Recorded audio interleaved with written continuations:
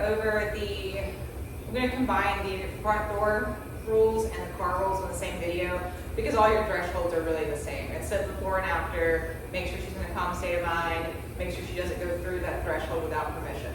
So the crate video, we're doing the exact same thing we're doing with this door, and we're gonna do the exact same thing with the car. So when you come up to your door, let's go. You're gonna walk out to your door, you're gonna have her sit.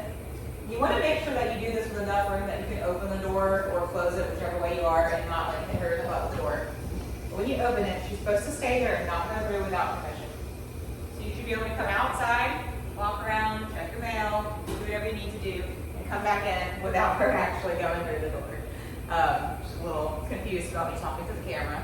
When you come back in, you just leave her out there, you can close the door. I like to randomly do that where I go outside, don't let the dogs out, and close the door. That way they don't have that anticipation of every single time this door opens, I get to go out of it, and you lose that like angsty hyper anxiety.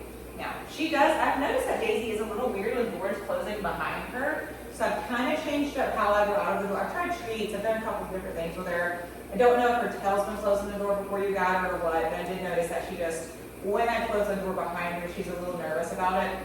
So what I do, I don't have like really strict placement on where the dog sits before and after the door. What I want is that she flows well with you.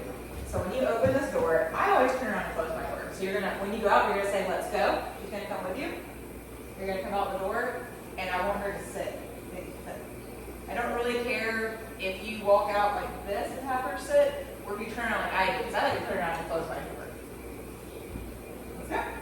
The only thing that I care about is that when you pass through that door, you come inside, sit.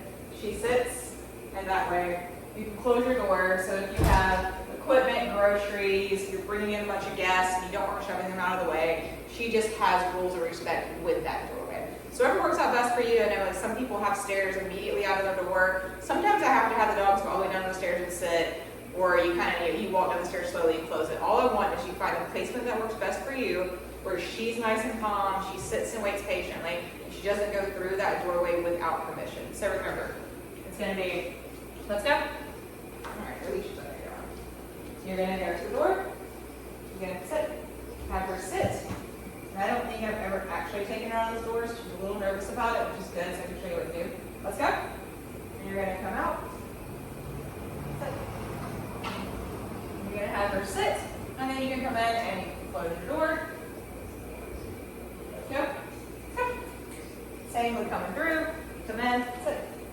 Have her sit. Just make sure she's far enough to close the door without hitting her in the butt. So again, I don't know what happened, but if I have her too close out of the door and try to close it right behind her, it makes her a little nervous and she pops up and moves. So I just make sure I get out far enough of the door, that way it's not hitting her in the butt. Now I'm going to show you how to do it in the car. Let's go. Daisy's she's getting tired, so I'm going to finish up with this video and give her a break. So your car door is the same as all your other doors. You're going to open it up, have her sit and wait a little bit. So we're working on that impulse control. Daisy, load up. Tell her load up, and she should hop right in and lay down.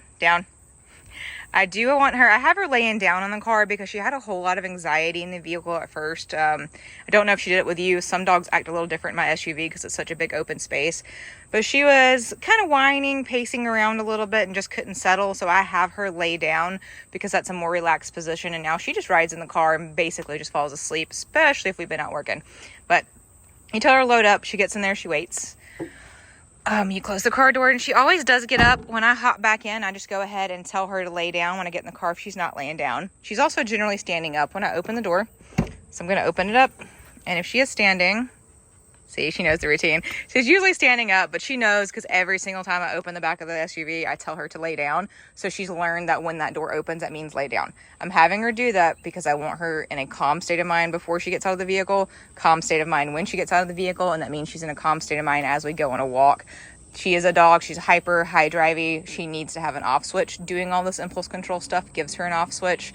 I don't know if you've been able to tell from the beginning of the videos, but she's gotten a lot more tired because we've been working through everything.